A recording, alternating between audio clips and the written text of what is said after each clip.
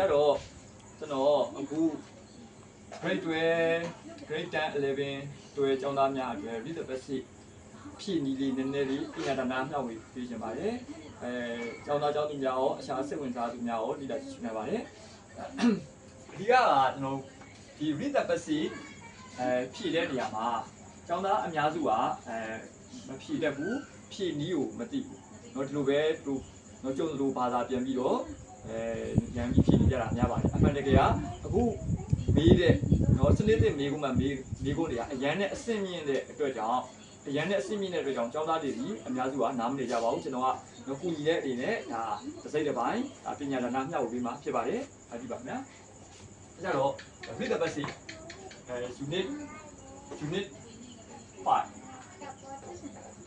เนาะကာလာအခန်းဖြစ်ပါတယ်အဲ့မှာ read the basic 2025ပြည်တွင်းမေကွန်8ကကိုလက်ဖြည့်တစ်ပုဒ်ကိုရှင်းပြပေးမှာဖြစ်ပါတယ်အဲ့ဒီညမှာကျွန်တော်နဲ့တပည့်တွေနဲ့ပူပေါင်းပြီးတော့ပြင်ဆက်ပေးမှာဖြစ်ပါတယ်တပည့်များကအားလုံးမေကွန်တစ်ခေါက် question number မေကွန်ပိုင်းဖတ်ပြပါ ignorant is someone who is very different from other members in their family ဒါကတော့ဒီမေကွန်ထဲမှာရှိတယ်ဒါနော်စာမိုးမေကွန်းထဲမှာရှိရဲ့ကိုလက်ဖြည့်စာကြောင်းတစ်ကြောင်းဖြစ်ပါတယ်သူ့ရဲ့ဒီစာပိုက်ထဲမှာအမှန်တကယ်စာပိုက်ကြီးအကြီးပေးထားတာပါအဲစာပိုက်ကြီးတွေရမယ်သူနဲ့စာကြောင်းပေါ့နော်ဒီမေကွန်းကိုနော်ဒါဖန်တီးထားတဲ့ original မူလားစာကြောင်းကဒါဖြစ်ပါတယ်နော်ဒီဘက်တွေဖတ်ပြပါအောင်when someone is described as the blessing of the family he or she increases or through the rest of the family ဒါကစာမိုးမှာမေးတဲ့မေကွန်းဒါစာပိုက်ထဲကစာကြောင်းဒီစာကြောင်းကိုနော်သူကပြုပြင်ပြောင်းလဲပြီးတော့မောက်ခါကတည့်ထားဖြစ်ပါတယ်အဲ့ဒီမှာတော့ဖြည့်ရမှာဒီမေကွန်းအဖြည့်ရပုံရနီအစင်စင်တွေးပုံတွေးဒီအစင်စင်ကိုရှင်းပြပေးမှာဖြစ်ပါတယ်နောက်လည်းစိတ်ဝင်စားတယ်ဆိုရင်ဒါကျွန်တော်အားပေးလို့ရပါတယ်ပထမအနေနဲ့သူက twist ပေါ့လှည့်တဲ့အချက်ကဒီပုံမှန်အားဖြင့်ဒီ blend တွေမေးတဲ့နေရာမှာသူကစာပိုက်တွေရဲ့အစင်အတိုင်းအထက်မှာအောက်ကိုပဲဆင်းပြီးတော့မေးထားရှိတယ်ဒါပေမဲ့ဒီမေကွန်း2025ပြည်တွင်းမေကွန်း8မှာဆိုရင်เนาะဒီမေကွန်းမှာတော့ तू ကပထမပုံမှန်ဆိုရင်ဒီနံပါတ်1ပေါ့เนาะစာပိုက်ရဲ့အပေါ်ပိုင်းပေါ့နံပါတ်2ဆိုစာပိုက်ရဲ့အလယ်ပိုင်းเนาะအကြမ်းမြင့်ပေါ့ရေဘူးရအားဖြင့်ပေါ့ဒါပေမဲ့ဒီမေကွန်းကျတော့ဒီနံပါတ်1မှာကျတော့ဒီစာပိုက်ရဲ့အောက်ကစာကြောင်းယူမေးပြီးတော့နံပါတ်2မှာကျတော့စာပိုက်ရဲ့အပေါ်ကအပိုင်းကိုအထက်နဲ့အောက်နဲ့ပြောင်းပြန်လှန်ပြီးတော့ယူမေးလိုက်တဲ့အတွက်ကြောင့်ကျောင်းသားများနည်းနည်းလက်ရှိအနေနဲ့လေသွားတက်ဒါသူ့ရဲ့ twist လေးကိုပေါ်ပြပေးနေတာပါအဓိကဒီလိုမျိုး twist လေးကိုနားလည်မှာဒီကျောင်းသားတွေကဘယ်မေကုန်းလာဖြည့်တတ်မှာဖြစ်ပါတယ်ဒီလိုဆိုရင်သူတို့အလွတ်တွေရနေပြီးတော့မေကုန်းကိုတကယ်မဖြည့်တတ်ကြပါဘူးtwist ဘန်ကထားပါနော်ပုံမှန်အားဖြင့် blend မေးရတယ်စာပိုက်များရဲ့အစင်တိုင်းဒါအထက်မှာအောက်သို့ဆေးမေးလို့ရှိရင်သူ့တော်ဒီမေကုန်းမှာအဓိကစာကြောင်းကိုဖောက်ပြီးမေးထားပါတယ် twist 2ပေါ့လက်နဲ့နီးနှစ်ခုကပါလဲဆိုတော့ grade 10မှာသင်ခဲ့ရတဲ့တော့ reality class နဲ့ definition ဖွင့်တဲ့ပုံစံမျိုးသူကမေးထားတယ်ဒါကြောင့်ဒီကျောင်းသားဒီစာကြည့်တယ် grade 10 11တို့စာကြည့်တယ်ဆိုရင်တော့ဒီမေကုန်းဖြည့် level ကိုဖြည့်တတ်မှာဖြစ်ပြီးတော့စာမကြည့်ရင်တော့သူအခက်အခဲရှိနေမှာဖြစ်ပါတယ်ဒါ twist 2ပါ twist 3ကကြတော့ဒီစာပိုက်ကိုနားလည်မှုရှိမရှိအကြောင်းအရာကိုမေးထားတဲ့အတွက်ကြောင့်စာပိုက်ကိုဘာသာပြန်တက်ပြီးတော့နားလည်မှာလားဖြေနိုင်မှာပါကိုလည်းဖြစ်တစ်ခုဖတ်ပြီးတဲ့မှာအများကြီးတော့ဒီ grammar ကိုမေးမမေး subject ကိုမေးပါတယ်အများကြီးတော့ grammar ကိုမေးတဲ့မေးခွန်းကအများစုက 90% ပါတော့10% တော့ subject ကိုမေးရမှာဒီမေးခွန်းဒီ subject လို့ခေါ်တဲ့အကြောင်းအရာကိုလှည့်တဲ့မေးခွန်းဖြစ်တဲ့ကြောင့်စာပိုက်ကိုနားမလည်ဘူးဆိုရင်ဒါကိုဖြေတတ်မှာမဟုတ်ပါဘူးဟုတ်ပြီအမှဒါက twist လက်နီးလေးတွေ1 2 3ပါတဲလွန်စာဒီမေးခွန်းကိုဘယ်လိုဖြေရမလဲဆိုတော့တဲလွန်စာရှားပါမယ်အဲ့တော့ဒီမှာသူဒီအကြောင်းအရာကိုလက်မေးထားတာဖြစ်တဲ့အတွက်ကြောင့်စာကြောင်းတစ်ကြောင်းလုံးတော့ပြန်မတုံးတော့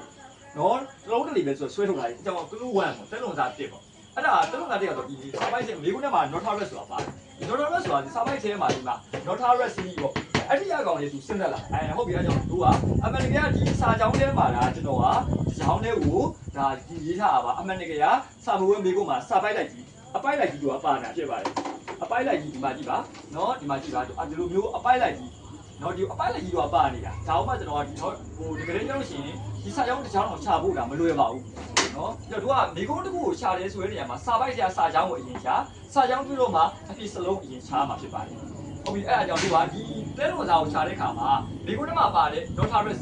စာပိုက်ထဲမှာပါတဲ့ notaris ကနေပြီးတော့ဆက်သက်လာခြင်းဖြစ်နေတော့ဒီစာကြောင်းဒီဒါမိကုန်းထားတဲ့စာကြောင်းပါဒီထဲမှာအပြည့်ရှိပါတယ်ဒါအကြမ်းပြည့် ကလူတို့ကပါလဲဆိုတော့အာသာမှန်ပါပေါ့စာပိုက်ထဲမှာပါမိကုန်းထဲမှာပါတာကအာသာမှန်ပါစာပိုက်ထဲမှာပါတာက rest ဒီကောင်းလေးဒီစိတ်မီနဲ့ပါအရှားမိသားစုဝင်များနဲ့နော်ဒါ rest နဲ့ဒီဒါစိတ်မီသဘောတရားတူပါပဲဒါကိုကျောင်းသားလေးတွေကခဏရင်ရှိရပါမယ်ဒီမိကုန်းတစ်ခုမေးတဲ့ဆိုတဲ့နေရာမှာမိကုန်းတစ်ခုမေးတဲ့ဆိုတဲ့နေရာမှာဒီသူကပါမောက်ခတွေရဲ့အလေးကသူတို့ကအဲ့လိုစိတ်မီနဲ့ပေါ့စိတ်မီနဲ့ပြောင်းပြောင်းပြီးမေးတဲ့နေရှိအဲ့တော့ကျောင်းသားလေးဒီစိတ်မီနဲ့လေးဒါကြည့်ထားဖို့လိုပါတယ်နောက် danger 1ကဘာလဲဆိုတော့ဒီစာပိုက်ထဲမှာပါတဲ့ nota restly ဒီ nota restly ကိုဘာသာရေးနည်းနည်းပြန်ပြရမယ်ဆိုရင်စုံတယောက်ကိုမိသားစုရဲ့တိုးမဲအဖြစ်ပုံပြတဲ့အခါမှာသူ့နိုးမဟုတ်သူမသည်အရှားမိသားစုဝင်များရဲ့အပြင်ဘက်မှာအမိဆိုးဖြစ်ရက်တည်နေပါသည်တော့ရက်တည်နေပါသည်ဆိုတဲ့သဘောပါအဲ့ဒီနေရာမှာဆိုရင်ဒီစာပိုက်ထဲမှာပါတဲ့ nota restly ဒီ stand ဆိုတဲ့ဘက်ကို modify အထူးပြုထားပေမဲ့ဒီခုနမှာကျတော့အဲ့ဒီ nota restlyဒီအဖြစ်ဒီဘက်တော့အဖြစ်မပါသေးဘူးပြီးတော့မှရှာတယ်နော်ဒါ black sheep ဆိုတဲ့နောင်ကိုသူကအထူးပြုနေဒါဒီကျွန်တော်တို့တော်တော်မှကျောင်းသားတွေကိုမျက်စိလေဝါစီပါတယ်နော်ဟိုကလေးတွေဆိုတဲ့မျိုးကငယ်ပါသေးတယ်သူတို့အဲ့လိုကြီးများများထထားဟိုပါပေါ့တစ်ခုနဲ့တစ်ခုနဲ့ဆက်ဆက်မှုမရှိတဲ့ကိစ္စကိုဆွဲယူပြီးတော့မတွေးတတ်တာများပါတယ်ဒါကြောင့်ဒါဒိန်းကြားနေပါရှက်တယ်နောက်တစ်ချက်ကျတော့သတိထားမဲ့ရှက်ပေါ့ attention nota rest ဒီမိဘတို့ပါတယ် nota rest nota rest တော်တော်များတယ် nota rest ကိုအတိတ်ပဲလည်းမသိပါဘူးဆိုပြီးကျောင်းသားများစီနင်းမကြက်ကြပါဘူးနော်အဲ့တော့သူရဲ့အတန်တော့ကမသိအတိတ်ပဲကမသိနော်ကျွန်တော်တို့အဖြေရရှာဖို့ခက်တယ်ပါနော်ဒီ nota rest ကိုသူကနင်းသွားပါပြီကျောင်းသားတို့များဒီ nota rest ကိုမသိတာနဲ့တင်ကိုဒီမင်းကိုမကြက်ထားတာနဲ့တင်ကိုဒီကျောင်းသားဘာဖြေလို့ဖြေရမှာတော့သူမသိတော့ပါဘူးဟုတ်ပြီအဲ့ကြောင့်ကျွန်တော်အဖြေရှာနေပြီးပြောပြချင်ပါပြီဒီအမှန်တကယ်ဒီလိုမိကုန်းတစ်ပုတ်ဆိုတာမျိုးကဒီလိုမျိုးတွေအပုတ်ကြီးများဆိုတော့ကိုယ့်ကဟိုလေ့ကျင့်ယူရတာဖြစ်ပါတယ်နော်ကျောင်းသားတို့များတော့မိကုန်းနဲ့အဖြေကြီးကိုအလို့ရနေပြီးတော့ဒီလိုဖြေကြီးတွေမသိပါဘူးအဲ့တော့အဖြေရှာနေရပါလဲဆိုတော့မိကုန်းနဲ့စာပိုက်ထဲမှာရှိတဲ့တူရာစလုံးများကိုဖယ်ပြီးတော့နော်မိကုန်းရှိတဲ့စာပိုက်ရှိတယ်နော်တူရာစလုံးလေးတွေကိုဖယ်ပြီးတော့ရှစ်ပြီးတော့ကျန်စလုံးများကိုလိုက်ထည့်ကြည့်ဥပမာဗျာပြောရင်တဲ့သဘောကဒီပါဆန်ဝမ်ဒါကစာပိုက်ထဲမှာဆန်ဝမ်ပါတယ်မိကုန်းထဲမှာလည်းဆန်ဝမ်ပါတယ်ဒါကြောင့်အဲ့လိုနော်ဒီအမှန်တကယ်ဒီစာပိုက်ထဲမှာအဖြေရှိတာလ